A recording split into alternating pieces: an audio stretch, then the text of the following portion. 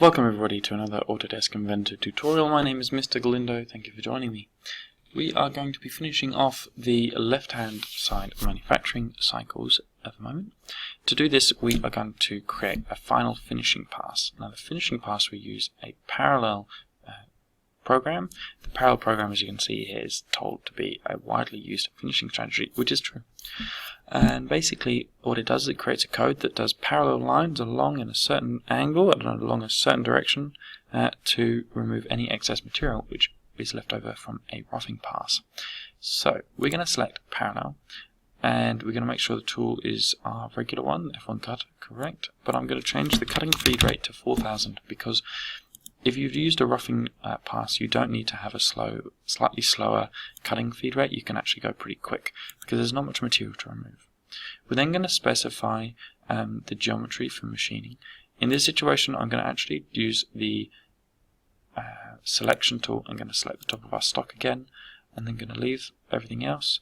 I'm going to leave contact only on, that will be helpful. I'm going to change the heights though to like normal 2.5, and the model bottom will be the origin at -4. And moving to the passes, this is where I'm going to leave this information and we can come back to changing it. So I'm going to just click OK, and then going to go simulate, and I'm going to simulate that tool pass. So we're going to click play. You can see here our material is being removed. Any excess material in these straight passes.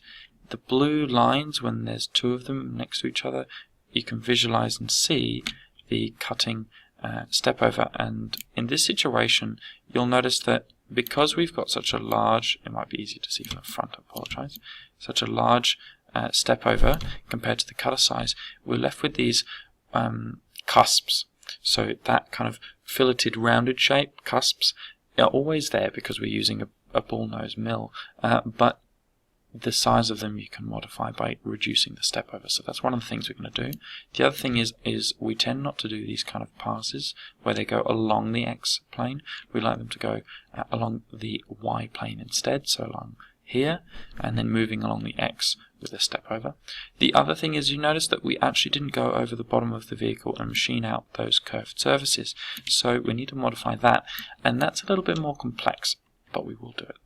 So closing down this setup, I'm going to first go into the model here, and I'm going to go back to assemble, sketch, and I'm going to go start 2D sketch. And the reason I'm starting a 2D sketch is I want to create a sketch that is slightly larger than our stock down the bottom, so that our tool will move over and do the bottom edge.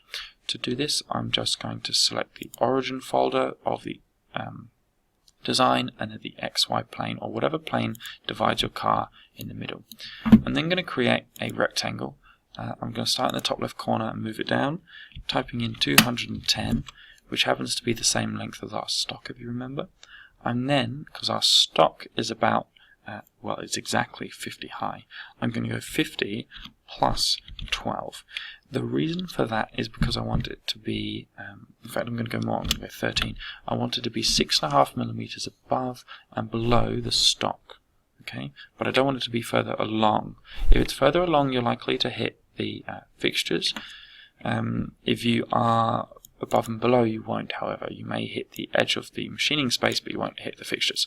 So that didn't work for whatever reason, so I'm going to go and do that again. 50 plus 13. Click enter, 63, perfect.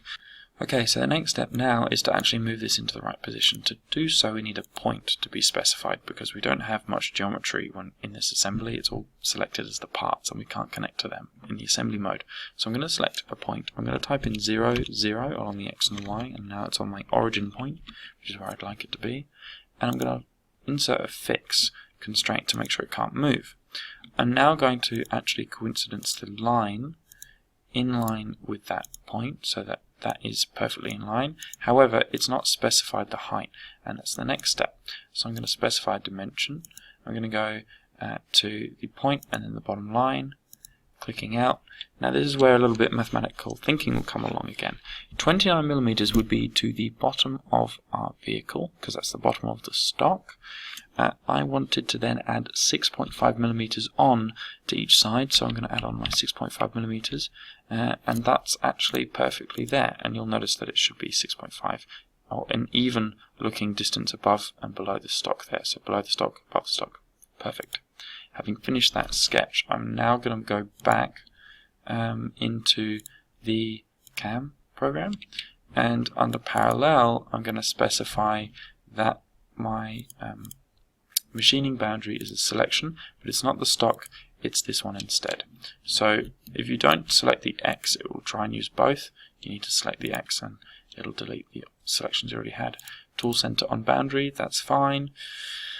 And then I can just select, make sure my heights are correct. I'm now going to change that step over and the angle. So the angle should actually be 90 degrees. If you remember, it went along horizontally and I want it to go along forwards and backwards transversely, so I'm changing that to 90.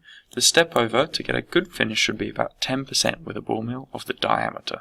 So the diameter of our ball mill is 6mm. We're going to change then the step over to 10% of that, 0.6. And then make sure the direction is in both ways. Up and down milling, don't mind. Linking, not an issue for us. The entry position, however, is I'd like it to enter down the bottom of our our boundary box there. So having done that, clicking OK. I'm now going to let that code populate. Just check it over there. Visually that looks perfect. The in point there is there, out point there, and it doesn't go beyond or near my fixtures, and it doesn't even touch the rear fixture there, which is the thing you've got to watch out for. Perfect. So I'm not going to simulate this, I know this is fine.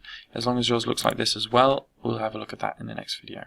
Thank you very much for listening. That was nearly the last tutorial for creating your CAM program.